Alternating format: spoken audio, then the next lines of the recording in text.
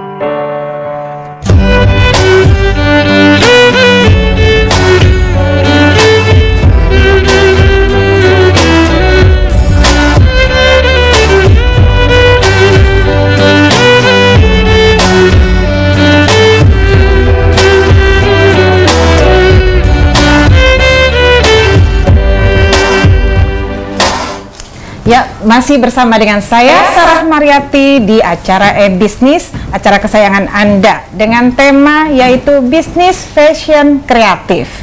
Dan pemirsa, bagi Anda yang ingin bergabung dalam acara ini, silahkan ajukan pertanyaan Anda melalui SMS atau WA ke nomor yang tertera di layar kaca televisi Anda. Nah, baiklah Pak Tito, lanjutkan lagi. Iya, jadi tadi menarik ya. Tadi kita bicara bisnis fashion kreatif. Betul. Sama saya sekarang sudah ada jagonya, pakarnya. Jadi tadi seperti janji saya ya, saya menghadirkan seorang wanita cantik malam ini. Ini adalah Mbak Ami. Beliau adalah pakarnya bisnis fashion nih Pak Tito, dengan kreativitas yang khas ya kayaknya, penuh dengan glamor, elegan, kreativitas. Bahkan Mbak Ami ini juga memiliki rumah kreatif, betul ya Mbak Ami ya? Dan serta mendapat gelar The Best Indonesia Designer di tahun 2010. Gitu, inilah Mbak Ami Atmanto. Selamat datang Mbak Ami. Makasih. Selamat malam. Jadi mungkin kita bisa biar lebih lancar, coba kita mungkin ada yang penanya, kita langsung ke penanya kita. Nanti. Ada WA udah masuk, tapi saya mau buka dulu sedikit ke Mbak Ami ya. Jadi gini Mbak Ami, kalau dilihat rancangannya segala macam, saya pengen tahu nih Mbak Ami, semua kan penuh kreatif. Bagaimana sih caranya Mbak Ami bisa menciptakan kreativitas pada fashionnya ini? Itu kan untuk suatu kreativitas. Contohnya itu ya. Itu gimana Mbak Ami dimulainya Mbak? Semua tuh dimulai dengan cinta. Ya. Ya, love, passion. Passion. Jadi kadang seperti saya mungkin yang nggak khusus backgroundnya fashion, alhamdulillah bisa mencapai stage sekarang itu karena passion gitu. Nah, di combine dengan ilmu komunikasi sekolah saya, jadi di combine dengan promotion, marketing, sekarang digital, kemudian empowering community, berbuat lebih untuk komunitas, itu yang saya rasa akan membawa kita. Jadi intinya dimulai dengan rasa cinta ya Pak Tito ya. Baik, saya tadi udah memang langsung masuk tadi Pak, karena saya udah banyak informasi, ada Mbak Ami Atmanto nih semua pada semua pada mau bertanya. Iya, ada satu pertanyaan nih ya, langsung saja Pak Tito dan Mbak Ami dari Debbie Hartanti ya. Pertanyaannya begini. Saya Debbie dari Bogor, baru merintis usaha sanggar rias pengantin. Saat ini fashion kebaya cenderung berubah-ubah sesuai dengan permintaan konsumen. Pertanyaannya satu, bagaimana agar dapat memanfaatkan situasi tersebut dengan menjadikan sumber keuntungan? Dan yang kedua, bagaimana cara agar inovasi produk yang saya ciptakan mampu diterima oleh calon konsumen sehubungan saya masih terbilang pengusaha baru? Ketiga, bagaimana cara memanfaatkan baju yang sudah ada meski sudah tidak menjadi tren fashion masa kini? Nah, gimana nih Pak Tito? Jadi menarik. Pertanyaan pertama dia bilang tadi, sekarang tren berubah-ubah. Saya pikir malah market ya, malah bagus kan kalau orang trennya nggak berubah. Ya. Nah, sekarang trennya apa? Apa yang kalau Mbak Ami ini boleh kasih Debbie ini bocoran bisnis? Gimana Mbak Ami? Trennya apa nih? Lihat tren ini. Mbak Debbie, makasih pertanyaannya luar biasa sekali, atensinya. Jadi kalau tren baju pengantin itu yang klasik dan elegan itu tetap ada, karena Indonesia ini kan kita ada acara ritual ya, nikah apa. Jadi ada yang kita khususkan memang untuk klasik Indonesian style gitu. Khasnya Mbak Debbie gitu, khasnya Mbak Debbie, karena setiap orang itu punya signature sendiri. Tiap desainer, tiap pengusaha itu harus beda dengan diferensiasi masing-masing. Jadi jangan don't stay average gitu, jangan jadi yang average atau rata-rata gitu, harus ada diferensiasi spesial. Artinya boleh nggak nyontek? Kreativitasnya nyontek bisa nggak? Saya tidak menyebutnya nyontek. Saya menyebutnya bila kita melihat sesuatu, kita terinspirasi. Ya, itu adalah sesuatu yang positif, gitu. Karena dalam berkreasi itu kita harus penuh positivity spirit. Pertanyaan sekarang begini. Kalau tadi dikatakan dia udah punya stok yang lama, macam-macam. Apakah bisa di-combine atau bagaimana? Atau stoknya bisa dipakai lagi nggak untuk bagaimana caranya? Selama stok itu masih bagus, itu akan bisa untuk mix and match atau diremodif. Tetapi menurut pengalaman saya, ini bagi sharing. Ini menarik. Jadi bagi sharing. Jadi ketika kita launch trend, gitu, orang suka. Tetapi ada yang kita display untuk orang pesen, gitu, atau untuk dipakai, difoto, kemudian tidak dijual. Ada orang mau bikinnya begini tapi buntutnya panjang, mau begini tapi pendek karena dipakai adat itu. Tapi ketika itu sudah mulai adalah out of date untuk kreasi-kreasi yang bukan klasik, itu kita bisa kalau saya lempar ke pasar second, jadi untuk ke pasar luar gitu, misalnya siapa yang mau berminat gitu, tetapi tidak untuk customer kita gitu. Jadi itu untuk sampling gitu, tapi bisa juga mix and match. Lalu tadi ada yang keduanya belum, bagaimana cara agar inovasi produk yang saya ciptakan mampu diterima oleh market? Karena dia baru, Mbak Ami. Jadi keberanian dan lain sebagainya ini gimana Mas Timo diterima oleh market? Jangan lupa kita sebagai pengusaha harus becoming good listener. Good listener. Good listener. Menarik. Orang sales yang baik itu adalah good listener. Dia listen kebutuhannya apa, dia penuhi. Terus kedua adalah jangan lupa memanfaatkan era digital. Balik lagi era digital online, online. Sekarang udah ada Instagram, udah ada online store, udah bisa manfaatkan Messenger, WhatsApp untuk jualan. Itu dimanfaatkan. Pengaruh nggak sih kalau baru gitu ya, pengusaha baru, aduh malas dia kan baru gitu ya, kayaknya gimana mau meyakinkan Bu Sarah mungkin ada yang lucu. Bisnis fashion ini termasuk bisnis visual. Bisnis visual. Karena people see gitu, kita taruh di online media gitu ya, orang melihat sesuatu yang bagus, dia interested, click in. Nah itulah kita harus memanfaatkan digital. Jadi bisnis fashion itu adalah bisnis yang sangat visual. Baik, menarik sekali Pak Tito dan Mbak Ami.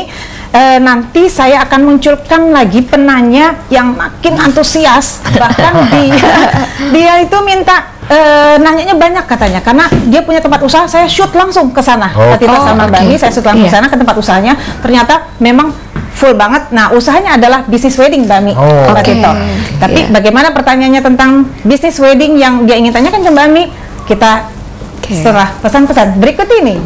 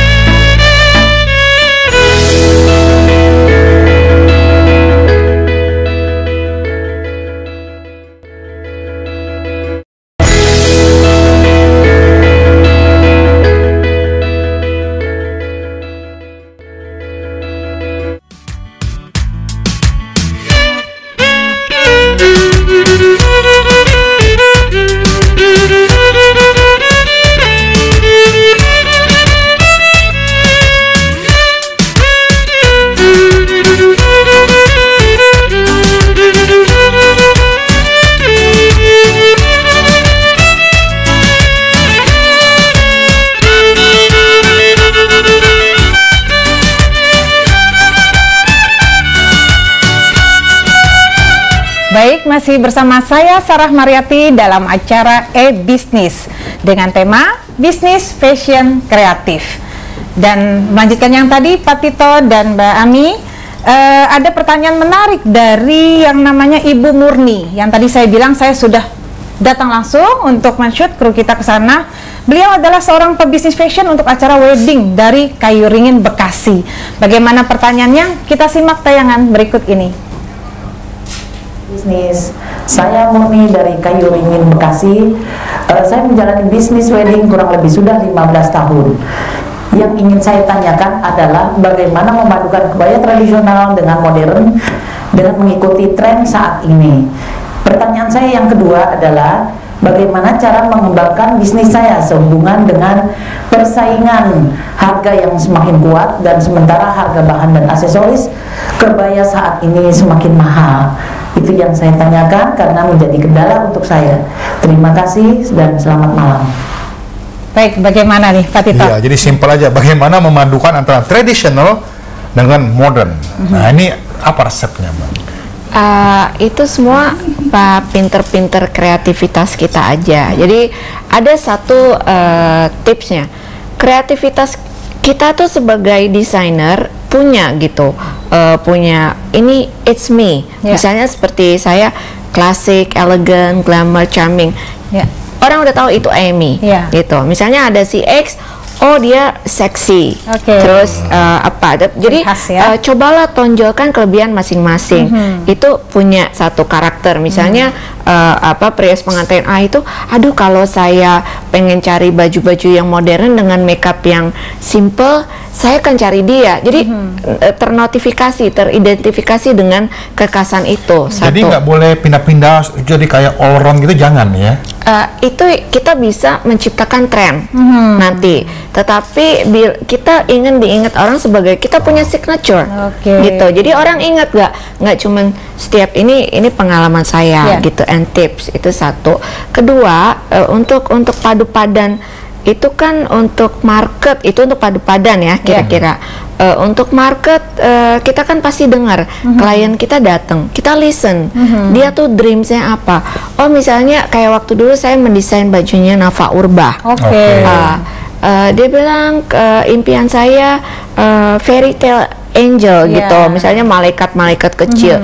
Saya ciptakan itu. Nah, itu adalah salah satu menggrab market dengan kita berkomunikasi yang baik, melihat keinginannya apa dan memenuhinya. Oke, baik. Jadi sudah terjawab ya yang pertanyaan Bu Murni tadi dari Kayu Ringin Bekasi, semoga bermanfaat. Ada satu pertanyaan lagi Pak Tito. Oke, silakan. Ini dari Intan. Kalimatnya seperti ini, pertanyaannya sudah diajukan melalui WA, yaitu Malam e-bisnis, saya Intan Valista dari Solo, Jawa Tengah. Nah ini boleh saya informasikan juga Pak Tito ke pemirsa semuanya bahwa Intan ini streaming loh di Solo. Streaming ya, dia streaming. Karena di sana saking cintanya sama e-bisnis jadi streaming gitu ya, saking pengen tahu. Oke, saya lanjutkan ya. Pertanyaannya adalah bagaimana peran generasi muda dalam menghadapi persaingan global dan industri kreatif yang saat ini terus berkembang dan tumbuh pesat. Salah satunya adalah startup online. Satu. Kemudian yang kedua, bagaimana kiat-kiat mempertahankan omset bisnis yang sedang menanjak ataupun yang sedang turun? Lalu pertanyaan ketiga, menurut Anda, mana yang penting, kualitas atau kuantitas? Bagaimana Pak Tito? Jadi menarik, kalau kita bicara online, memang sekarang semua serba online ya. Tadi promosi, penjualan, pemesanan, pengiriman, bahkan pembayaran. Saya ingin mencatat bahwa yang disebut sebagai Intan tadi naik dan turun. Ketika bisnis sedang naik, Bu, duit banyak, lancar cash flow. Hati-hati, uang itu harus di-reinvest. Untuk reinvest dan reinvent. Jangan uang itu dipakai untuk jalan-jalan, untuk beli gono, beli gini, lupa. Dipikir pesaing tidak bergerak. Ingat ketika kita masuk, kita menemukan suatu model yang baik, kompetitor akan masuk. Itu ya. Jadi ketika naik, ketika turun, kenapa turun? Apa karena kompetitor masuk? Atau karena jenuh? Kenapa? Mesti dicari tuh apa karena kualitas kita yang turun sehingga ditinggal oleh pembeli? Tadi mengatakan juga yang mana yang penting, kuantitas atau kualitas? Itu hal yang berbeda. Kualitas harus ada standar sesuai dengan WM tadi. You main di segmen apa, market apa, karakter you apa. Kuantitas jadi sama kualitas tidak ada yang boleh dikorbankan. Penting. Begitu ya, Mbak Ami. Gimana Mbak Ami? Kalau Mbak Ami gimana melihatnya? Ketika pernah naik, bisnisnya pernah turun gitu gimana? What do you do? Apa yang dilakukan oleh Mbak Ami? Jadi dalam ini namanya aja industri kreatif, bisnis kreatif. Orangnya harus kreatif. Orangnya nggak boleh berhenti. Gitu. Sekarang salah satu contoh, berapa banyak jutaan lulusan fashion school, gitu. Tapi berapa? You name it. Sekarang Indonesian best designer yang terkenal ada berapa? Bisa dihitung dengan jari. Not even 10 yang bisa orang sebut dengan lancar. Why? Satu, punya karakteristik. Dua, mereka bukan hanya sebagai desainer, tapi inovator. Inovator karya-karya. Ketiga, memanfaatkan era. Apalagi sekarang era milenial. Tadi benar banget yang disebut Mbak, bahwa kita harus memanfaatkan era digital. Ya, apalagi kaum muda. Jadi dan kalau buat saya sih kualitas dan kuantitas. Kalau kualitas kita bagus, quantity ini akan demand akan tinggi gitu. Jadi don't bother about quantity, the quality, inovatif, terus manfaatkan digital, karena Global McKinsey survey in fashion itu kan ketidakstabilan segala macam ini menyebabkan fashion naik turun. Tapi industri fashion ini unik. Justru menurut survei dengan adanya e-commerce, industri fashion yang dunia ya, dari dengan digital online ini online store itu dari 1,4 triliun US dollar di 2020 bisa mencapai 4 triliun US dollar. Jadi itu market yang harus direbut oleh kita ya. Beda kan? Surveinya udah bilang begitu. Fashion ini bisa maju terus. Boleh gitu. dikatakan kreativitasnya nggak boleh berhenti. Oke, tapi bisa nggak sih Mbak Mi, namanya pengusaha kan capek, boleh istirahat sedikit gitu untuk bisa berhenti dulu, nanti kreativitasnya lanjut lagi, boleh nggak sih? Nah, kalau kayak saya udah cukup lama berini, tapi saya harus mengadopt generasi muda, next generation, gitu. Itu generasi muda harus diangkat, dikasih kesempatan untuk ikut berkreasi, misalnya di dalam kesempatan kerja. Kita bisa berkesempatan karena saya menerima magang gitu. Jadi anak-anak ini kita bina, tetapi kita juga bisa sebagai yang senior ini terus menghadap apa sih yang di ini milenial, that's a strategic. Ternyata Mbak Ami ini sangat, jadi both ways, dia menakut kaum muda tapi juga sambil mempelajari karakter-karakter generasi muda ini apa pemikirannya. Iya, kita memberikan ilmu kita, creative skill, pengalaman ini kan anak-anak muda belum punya. Tetapi mereka tahu what's taste ini sih, taste nasional nih yang lagi digemarin, itu mereka kaum milenial market di situ. Satu hal yang menarik saya kasih bocoran karena saya tahu apa. Mbak Ami ini dalam menghasilkan karya-karyanya ternyata banyak memberdayakan yang disability. Yaitu namanya tunarungu. Jadi she's an angel. Dalam karyanya dia melibatkan kaum yang tunarungu, bukan hanya kreatif, tapi menginspiratifkan banyak orang. Diberikan kesempatan, dididik sehingga akhirnya mereka, berapa jumlahnya? Yang udah dilatih lewat Rumah Kreatif Ami Atmanto sih ada sekitar 890-an. Oh, jadi itu melalui Rumah Kreatif Ami Atmanto. Di situ ada beberapa tunarungu yang sudah dilatih. Mbak Ami ada kaum duafa juga ya? Ada, jadi kita melatih. Jadi saya ada foundation namanya Riyad, itu Rumah Internet Atmanto. Kita mengajarkan tunanetra loh. Tunanetra kita punya ruangan di situ, ada komputer bicara, mengajarkan online marketing untuk produk-produk industri kreatif. Nah, tunarungunya ini kita ajarkan pasang mote dan payung. Baik, nah menarik sekali karena masalah tadi tunarungu, saya akan menghadirkan hasil peserta didik dari Mbak Ami ya. Tapi setelah pesan-pesan berikut ini.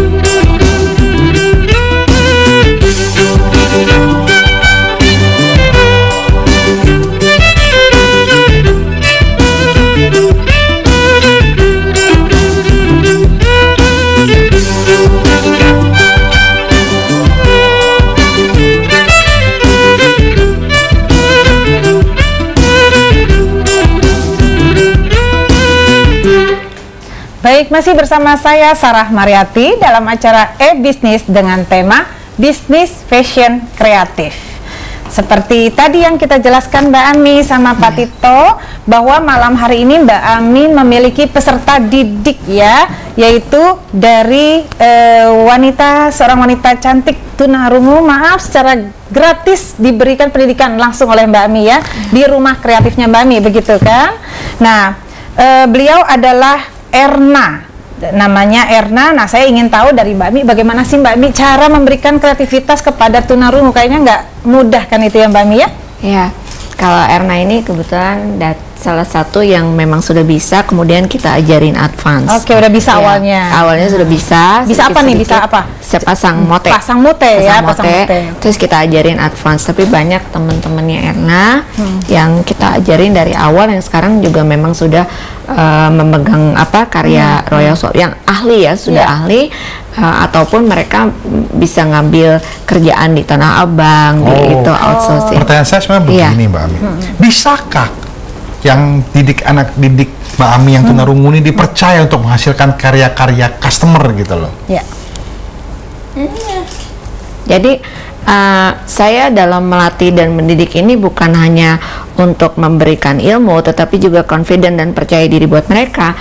Erna dan sahabat-sahabatnya yang lain yang kebetulan nggak hadir di sini udah buat bajunya Bu Yeni Wahid, kemudian bahkan Ibu Presiden dari beberapa generasi gitu. Jadi yang tenaga-tenaga terlatih ini memang ada tim khusus yang kita udah sempat arahkan ke sana. Cara komunikasi Mbak Ami dengan mereka gimana? Mbak Ami belajar dulu gitu untuk bicara. Saya guru-guru, jadi untuk efisiensi saya memang ajarkan guru-guru saya, pegawai-pegawai saya yang sudah bisa itu untuk mengajarkan teman-temannya yang tunarungu. Tapi secara tidak langsung seringkali saya yang terjun langsung. Mereka sih bisa langsung dengan pilih, ambil, pilih-pilih, lebih jahit, color. Mereka itu orang-orang yang fokus. Ya, orang-orang fokus. Harapan saya ke depannya ini bisa dengan pelatihan-pelatihan ini juga bisa memenuhi undang-undang disabilitas tenaga kerja. Ini ada penanya lagi Mbak Mi, beberapa sudah masuk banyak juga ke WA dan SMS ya Pak Tito. Saya akan tayangkan pertanyaan dari Adel. Ya, pertanyaannya begini. Malam e-bisnis, saya Adel dari Sukahati Cibinong, Bojonggede. Saat ini saya sudah menjalankan bisnis kecil rumahan untuk menjual berbagai macam baju dan bra untuk ibu hamil dan menyusui.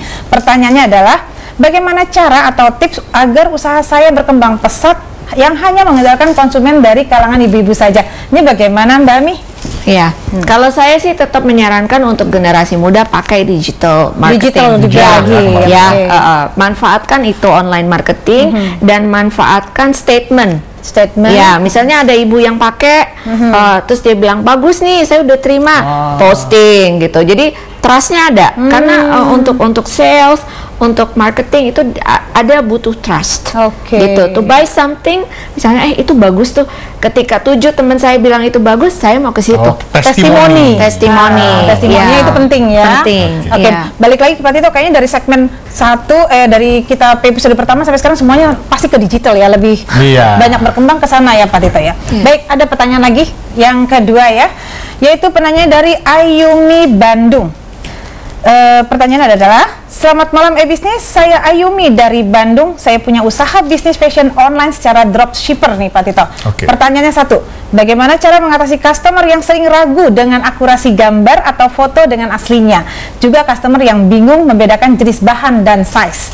Yang kedua, jika saya ingin berpindah sistem dari dropshipper menjadi produksi, bagaimana caranya dengan modal yang sangat minim dan belum ada, sulit menemukan link konveksinya? Ini bagaimana Pak Tito? Oke, jadi begini, dropshipper ini memang hadir karena era tren digital. Jadi dia nggak punya barang, dia ambil dari orang, dia jual hanya lewat online, lewat website atau lewat blognya dia, orang beli, dia kasihkan order, kasihkan pembayarannya kepada si pemilik barang, pemilik barang yang ngatur pengiriman, ya, tapi pemilik barang waktu ngirim tidak boleh menunjukkan identitas siapakah pemilik barang, harus mengatasnamakan, menunjukkan identitas daripada si dropshipper ini. Nah, problemnya adalah dia tadi mengatakan bahwa dari dropshipper dia pengen menjadi produsen. Saya pikir tuh langkah yang kurang tepat. Jadilah dropshipper yang canggih. Jadilah dropshipper yang hebat. Perluas koneksi Anda, perluas market Anda. Karena menjadi seorang produsen itu lain lagi ceritanya. Alamnya lain lagi. Anda harus menyiapkan bahan baku, menyiapkan tenaga kerja. Ya, kenapa tidak fokus aja di dropshipper Anda? Tapi tidak hanya jual di kota Anda, tidak hanya jual di provinsi Anda, tidak hanya jual di negara Anda. Cari barang produsen yang manapun, mungkin dari Mbak Ami Atmanto punya website, lalu jual around the world. Mungkin tadi Pak Tito, karena ada kendalanya dia tadi kan kalau dropshipper itu pakai online beda baju, warna, kualitas gitu loh. Ini Nah, bahan gimana apa? caranya Itu meyakinkan tuh, lewat Mbak? online ini gimana? Nah, Ya. sulitnya itu ya. Kita harus kasih penjelasan detail jenis bahan ini. Nah, kalau perlu ada bajunya, terus ada crop bahannya di situ ditaruh. Nah, Oke. gitu. Di fotonya, bahan di fotonya, ya. rayon, iya. Misalnya bahannya rayon atau cotton atau apa bagus itu. stretch atau apa. Jadi dikasih sedikit penjelasan untuk kalau ini kan sudah dijelaskan begini gitu. Ya, Oke. Ya. oke, marak sekali nih Mbak Mi. Saya makin tertarik apalagi wanita ya Mbak Mi dengan fashion. Pak Tito, terbukti dengan maraknya bisnis fashion ini banyak pertanyaan yang masuk. Kita akan bahas lagi di pertanyaan berikut. Dan untuk pemirsa, kami mohon maaf ya jika pertanyaan yang masuk ke WA atau SMS belum bisa kami jawab malam hari ini. Tapi tenang, kami akan jawab satu persatu setelah acara ini ke WA atau nomor yang Anda masuk. Dan Pak Tito dan Mbak Mi, malam ini juga saya akan kedatangan seorang penanya. Ya, penanya ini ingin memburu Mbak Ami Atmanto. Dan perkembangan bisnisnya adalah Pak Tito. Dia akan datang ke sini, ya nanti. Tapi kita tahan dulu, jangan kemana-mana pemirsa. Setelah pesan-pesan berikut ini.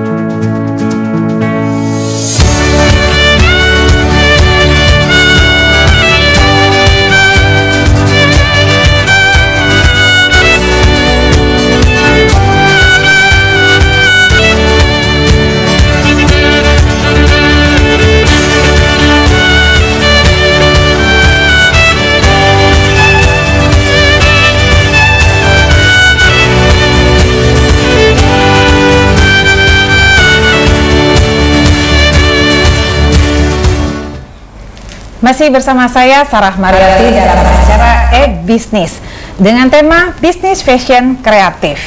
Dan kembali kita lanjutkan Mbak Ami sama Pak Tito. Ya. Saya tadi berjanji telah akan menampilkan penanya yang langsung datang nih jauh-jauh, Luar macet-macet biasa. malam-malam. Yaitu penanya ini berbisnis fashion juga ya Mbak Ami. Dan dia tentunya ingin bertanya langsung dengan Mbak Ami dan Pak Tito berhubungan dengan pengembangan bisnis fashionnya. Beliau adalah namanya Neneng Eka. Ya, Mbak Neneng, Mbak Eka atau Mbak Neneng panggilnya? Eka. Eka ya. Eka Selamat aja. malam Eka. Selamat malam. Selamat datang di studio Eka. Iya. Gimana? Kerja keras. Ya, macam Oke, memburu dengan Mbak Ami ya. Nah, gimana Mbak Eka? Bisnisnya apa sih Mbak Eka ini? bisnis saya itu di bagian fashion abaya. Kebetulan saya udah 2 tahun merintis abaya ini. Kebetulan saya nggak membawa produk saya, tetapi saya memakai produk saya. Ini produknya Eka nih ya. Silakan Terus lihat gimana. coba. Wow, coba putar dikit. Oh, ini ya. Luar biasa. Jadi ini yang disebut dengan abaya. Busana agamis Muslim, tetapi identik dengan hitam. Oke. Gitu. Nah, silakan Eka kalau ada. Ya, saya mau ada pertanyaan yang sesuai dengan ini saya ya, fashion saya, yaitu bagaimana sih cara pendekatan kepada market low, menengah dan ke atas gitu loh. Kadang-kadang saya agak-agak kesulitan ini bedanya apa ya, yang bikin saya tuh ada perbedaan gitu untuk Jadi pendekatan konsumennya ke mereka. itu ada yang low, yang medium sampai yang high medium, gitu ya. Ada nggak sih pendekatan-pendekatan khusus gitu? Iya. Ya, langsung Mbak Saya ya. Jadi kalau pengalaman dari Royal Sulam Amiatmanto, saya juga punya lini tapi kaftan namanya, Royal kaftan. Kaftan, Moroccan style. itu pendekatannya kita gini aja, kita observe. Satu, kita ketika membuat barang kan kita udah tahu ini mau masuk segmennya apa, segmennya low, middle, apa premium. Nah gitu. Kalau saya selama ini masih main di middle and premium. Jadi pasar yang saya sasar adalah misalnya kegiatan-kegiatan dari modelnya, dari taste-nya kita pelajarin. Itu kan orang-orang itu punya selera-selera kelas yang lagi tren. Terus kemudian kegiatan dia apa? Misalnya kita bazar. Kalau kita main di retail atau di low, kita bazar misalnya banyak tuh di Citos gitu. Terus ada show apa, community program, apa yang cocok programnya. Kalau di premium, kita biasanya ambilnya high tea. Nah, gitu. Jadi kegiatan-kegiatan yang orang di komunitas itu suka dan interest dan bisa kita masukin produk kita. Kalau saya pengalamannya begitu. Dan ketika kita mau launching, kan ini kita launching tren baru nih. Misalnya sekarang lagi model kaftan abaya pakai hoodie. Ya gitu. Oh iya nih, sekarang di retail lagi tren itu tuh gitu. Terus ini kemana ya? Oh banyaknya tuh yang make komuter gitu, orang yang dari misalnya dari Bekasi, Jakarta, Depok, Jakarta. Terus oh ini mereka seringnya kemana nih?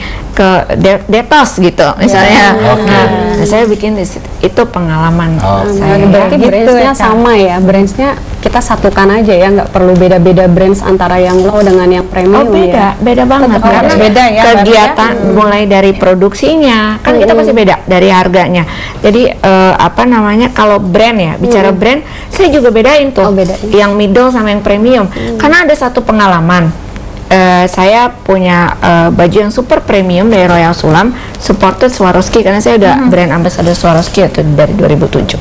Jadi ketika saya mensponsori satu acara yang sebenarnya acara itu top banget, tapi yang make bukan who's who gitu, itu klien bisa telepon, nih kok sekarang kok dipakai ini gitu, support itu, nah gitu. Jadi kita harus, itu pengalaman. Jadi itu harus sangat hati-hati sekali. Itu sangat hati-hati sekali. Kita bagaimana menjaga klien kita, terus klien attitude kita juga observasi.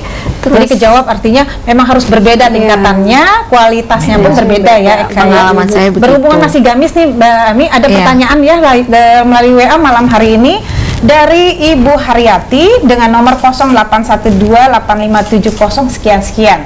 Pertanyaannya adalah, satu, mau jualan lewat online, pakaian jadi wanita dewasa, modelnya blus dan gamis, gimana caranya?